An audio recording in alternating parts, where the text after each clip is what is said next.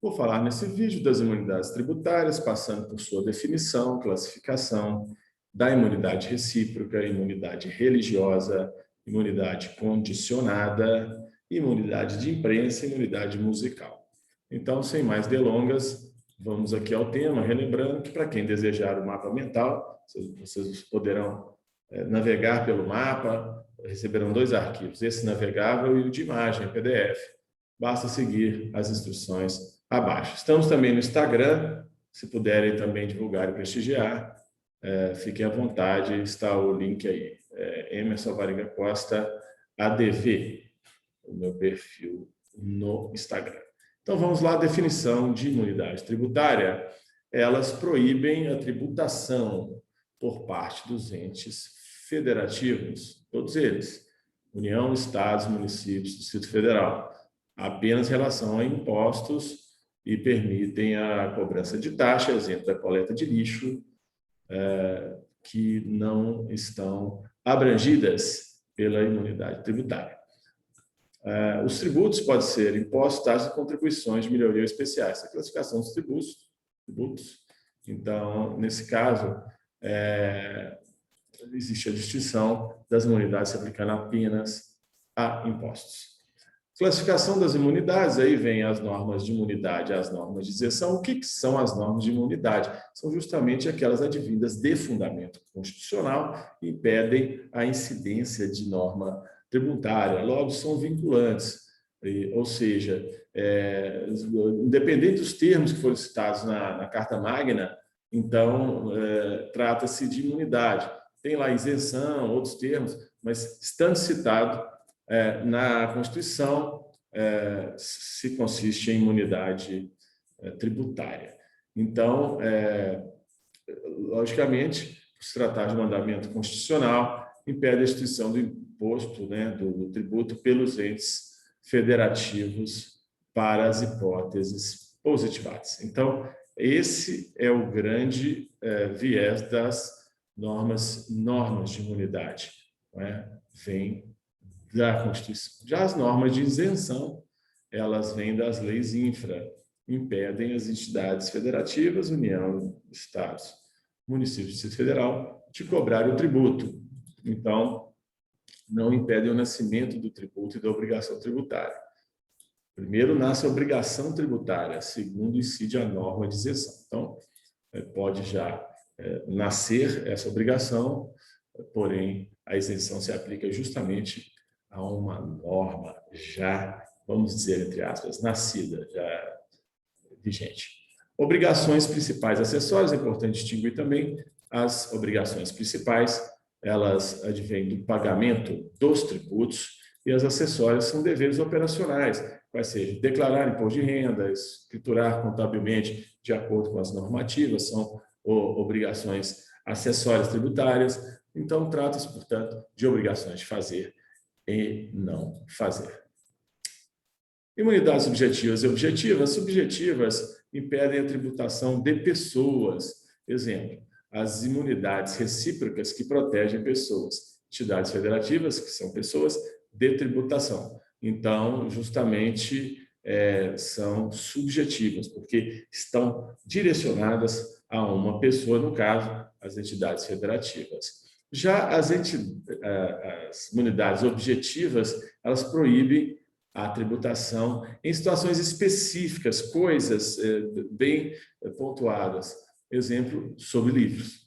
Então, aí já são objetivamente delineados pela lei o objeto da imunidade. Imunidade recíproca veda a União e os demais entes federativos a instituir entre si imposto sobre o patrimônio, renda ou serviços uns dos outros. Abrange todos os impostos. São beneficiários da imunidade recíproca e farão jus tanto a União, Estados, municípios e Distrito Federal. As autarquias e fundações, desde que as atividades estejam vinculadas essencialmente à sua atividade, à sua atuação ou dela decorrentes, também possuem imunidades recíprocas.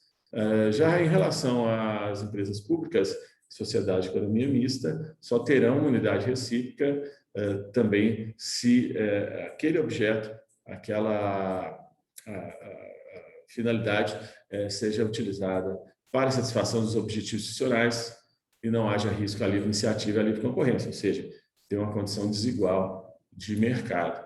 Então, existem exceções para, por exemplo, as sociedades de economia mista, tal como a Petrobras, que teve que pagar IPTU e Santos. Portanto, a imunidade recíproca beneficia a sociedade de economia mista que presta serviços públicos estatais essenciais exclusivos. Então, por exemplo, fornecimento de água, saneamento, ainda que tais serviços sejam remunerados por tarifas. Então, nesse caso, não incide o imposto para essa empresa. No caso, a concessionária ou a empresa de esgoto de água, por exemplo. Também, por força legal, os Correios têm imunidade recíproca entre os entes federativos e si próprio. Ou seja, ninguém pode cobrar, nenhum ente federativo pode cobrar imposto dos Correios. A imunidade tributária recíproca é cláusula pétrea. Então, é importante fixar, porque justamente não pode ser notificada por qualquer tipo de, inclusive, emenda constitucional, a não ser no caso de Assembleia Constituinte originária, no caso de inauguração de uma nova Constituição. Imunidade religiosa. A imunidade é condicionada ao patrimônio e renda dos serviços relacionados com as finalidades essenciais. Então, imóveis que estejam afetados à finalidade da igreja, que não têm relação com os objetivos institucionais, não gozam de imunidade tributária. Aí tem que fixar bastante nessa distinção, porque, principalmente para os advogados, também para aqueles concurseiros, sempre tem essas perguntas e tem que avaliar se aquele imóvel está destinado aos objetivos institucionais. Por exemplo, se for um estacionamento da igreja, então não tem. Agora, se for um estacionamento lá no centro da cidade, longe de tudo, uma atividade comercial normal, então não terão imunidade tributária. A Constituição justamente prestigia a imunidade religiosa no seu artigo 150, justamente deve ser estendida aos cemitérios de cunho religioso, segundo a orientação do Supremo. Então, os cemitérios têm a ver com a finalidade, que é a religião. Então, isso foi referendado pelo Supremo Tribunal Federal. Então, a imunidade religiosa não se estende à maçonaria, foi uma controvérsia, chegou o Supremo e definiu dessa forma.